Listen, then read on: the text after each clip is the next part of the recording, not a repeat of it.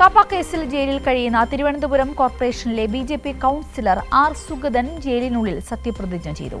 Thrissur Viyyur central ജയിലിലെ library ഹാളിൽ Thiruvananthapuram mayor V Rajesh സത്യവാചകം ചൊല്ലിക്കൊടുത്തു. ഹൈക്കോടതിയുടെ അനുമതിയോടെ കനത്ത സുരക്ഷയിലായിരുന്നു ചടങ്ങ്. രാവിലെ 10:30 സെല്ലിനുള്ളിൽ നിന്നും കനത്ത സുരക്ഷയിൽ സുഗതനെ ജയിൽ ലൈബ്രറി ഹാളിലേക്ക് എത്തിച്ചു.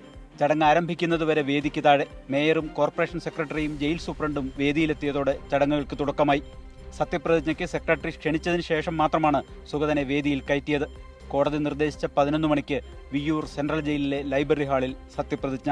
മേയർ വി രാജേഷ് സത്യവാചകം ചൊല്ലിക്കൊടുത്തു. തിരുവനന്തപുരം മുനിസിപ്പൽ കോർപ്പറേഷനിലെ കൗൺസിലറായി തിരഞ്ഞെടുക്കപ്പെട്ട സുഗതന എന്ന ഞാൻ നിയമാനുസരണം നടപ്പിലാക്കിയ ഇന്ത്യൻ ഭരണഘടനയോട് യഥാർത്ഥമായ വിശ്വാസവും കൂറും പുലർത്തുമെന്നും ഭയശങ്കയോ മമതയോ വാത്സല്യമോ വിദ്വേഷമോ കൂടാതെ ഞാൻ എൻ്റെ ഔദ്യോഗിക കർത്തവ്യങ്ങൾ യഥാവിധിയും വിശ്വസ്തയോടും എൻ്റെ പരമാവധി കഴിവും അറിവും വിവേചന ശക്തിയും ഉപയോഗിച്ചുകൊണ്ട് നിർവഹിക്കുമെന്ന് ഈശ്വരനാമത്തിൽ സത്യപ്രതിജ്ഞ ചെയ്യും.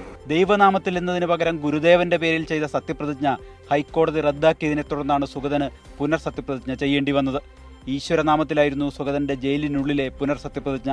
നിയമാനുസൃതം തുടർ നടപടികൾ സ്വീകരിക്കുമെന്ന് മേയർ വി രാജേഷ് പറഞ്ഞു. ബഹുമാനപ്പെട്ട കോടതികളുടെ പരിഗണനയിലാണ് നെടുമങ്ങാട് മജിസ്ട്രേറ്റ് കോടതിയും അതോടൊപ്പം തന്നെ കേരള ഹൈക്കോടതിയും. അപ്പോൾ അദ്ദേഹത്തിൻ്റെ കൗൺസിലറുടെ അഭിഭാഷക സംഘം അക്കാര്യങ്ങളുടെ വിശകലനം ചെയ്ത് നേതൃത്വം കൊടുക്കുന്നുണ്ട്.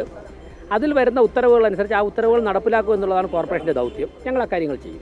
സത്യപ്രതിജ്ഞാ ചടങ്ങിൽ കോടതി നിർദ്ദേശം ലംഘിച്ച് നിരവധി BJP നേതാക്കൾ പങ്കെടുത്തു. BJP നേതാക്കളെ പ്രവേശിപ്പിക്കുന്നതിൽ ജയിലധികൃതർ നിയന്ത്രണം ഏർപ്പെടുത്താതിരുന്നതും വിവാദമായിട്ടുണ്ട്.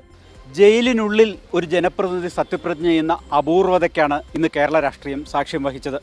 കേരള രാഷ്ട്രീയ ചരിത്രത്തിലെ ഒരു കറുത്ത ഏടായി ഇത് എക്കാലവും നിലനിൽക്കുക തന്നെ ചെയ്യും.